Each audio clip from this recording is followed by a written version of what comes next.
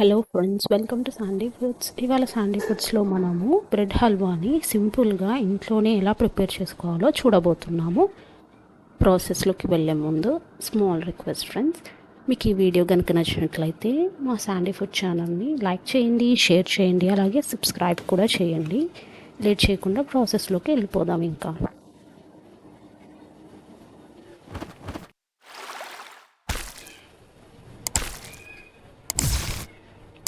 So మనకు కావాల్సిన ingredients ఏంటంటే మిల్క్ బ్రెడ్ అనమాట. మీరు నార్మల్ బ్రెడ్ అయినా తీసుకోవచ్చు. మిల్క్ బ్రెడ్ తీసుకుంటే ఇంకొంచెం స్వీట్నెస్ యాడ్ అవుతుందనేసి నేను మిల్క్ బ్రెడ్ తీసుకున్నాను. అలాగే షుగర్, అండ్ మనము షుగర్ ఒక 300 గ్రామ్స్ వరకు తీసుకుంటే సరిపోతుంది. ఎక్కువ ఏం అక్కర్లేదు, బికాజ్ నేను కొన్ని బ్రెడ్ స్లైసెసే తీసుకున్నాను అండ్ అవి మిల్క్ బ్రెడ్ కాబట్టి అవి ఆల్రెడీ స్వీట్గా ఉంటాయి కాబట్టి. అండ్ నేను మీకు వీడియోలో చూపిస్తున్న కప్తో 2 కప్స్ వాటర్ తీసుకోవాలి. అండ్ అలాగే కొన్ని కాజూస్ కూడా కావాలి.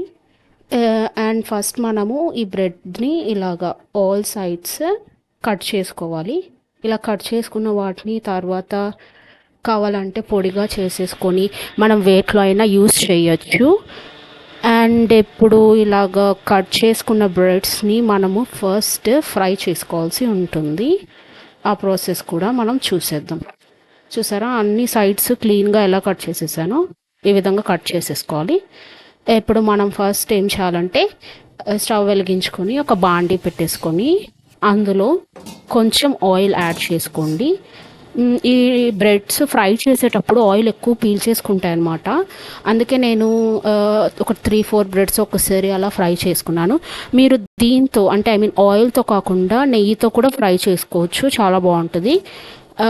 ఒకవేళ మీకు ఎక్కువగా ఆయిలీ ఫుడ్ ఇష్టం లేకుంటే వీటిని స్లైట్గా, చాలా స్లైట్గా కాల్చుకోవచ్చు అనమాట. బట్ అలా కాల్చుకుంటే అంత టేస్ట్ ఉండదు. ఇలాగ ఆయిల్లో కానీ నెయ్యిలో కానీ డీప్ ఫ్రై చేసుకుంటేనే టేస్టీగా ఉంటాయి అన్నమాట.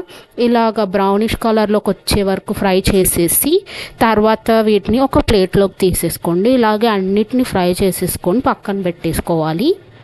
ఇప్పుడు నేను మీకు చెప్పాను కదా ముందు, కాజు జీడిపప్పుని ఈ విధంగా మనం ఒక మిక్సీ జార్లోకి తీసేసుకొని వీటిని మనము పొడిలాగా చేసేసుకోవాలి. యాక్చువల్లీ నేను ఆల్మోస్ట్ ఒక 20 జీడిపప్పుల దాకా తీసుకున్నాను. జీడిపప్పులే కాదు, మీరు బాదాం కూడా వేసుకోవచ్చు, టేస్ట్ చాలా బాగుంటుంది. లేదు మీరు కాజు కోవా ఉంటుంది కదా, బయట అమ్ముతారు, కోవా కూడా యాడ్ చేసుకోవచ్చు. బట్ ఇంట్లో ఉంటే ఇంగ్రీడియంట్స్తోనే చేసుకోవాలనుకుంటే ఈ విధంగా కాజుని పేస్ట్ చేసుకొని లాస్ట్లో వీటిని యాడ్ చేద్దాం మనము. ఇప్పుడైతే మనం ఆల్రెడీ ఫ్రై చేసుకున్న ప్యాన్లోనే ఇలాగా వాటర్ని యాడ్ చేసుకోండి. నేను మీకు ముందుగా చెప్పాను కదా ఒక కప్తో వాటర్ తీసుకోవాలని. ఆ కప్తోనే నేను 2 కప్స్ వాటర్ తీసుకుంటున్నాను. ఈ 2 కప్స్ వాటర్ తీసేసుకొని లో ఫ్లేమ్లో ఇది కొంచెం బాయిలింగ్ పాయింట్కి వచ్చిన తర్వాత ఇందులో మనము షుగర్ యాడ్ చేయాల్సి ఉంటుంది.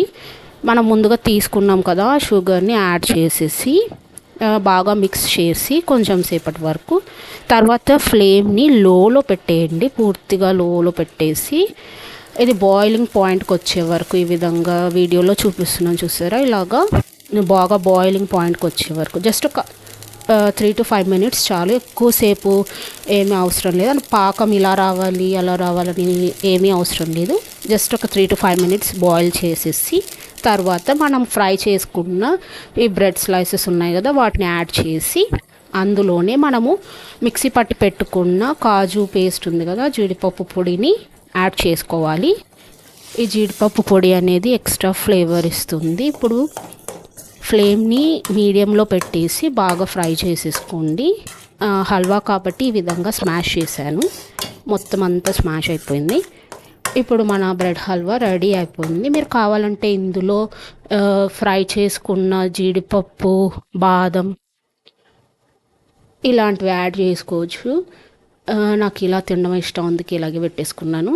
అండ్ ఇంకా మనము కావాలనుకుంటే అదర్ ఇంగ్రీడియంట్స్ లైక్ పిస్తా, డ్రై ఫ్రూట్స్ ఏవైనా సరే యాడ్ చేసుకోవచ్చు, బాగుంటుంది.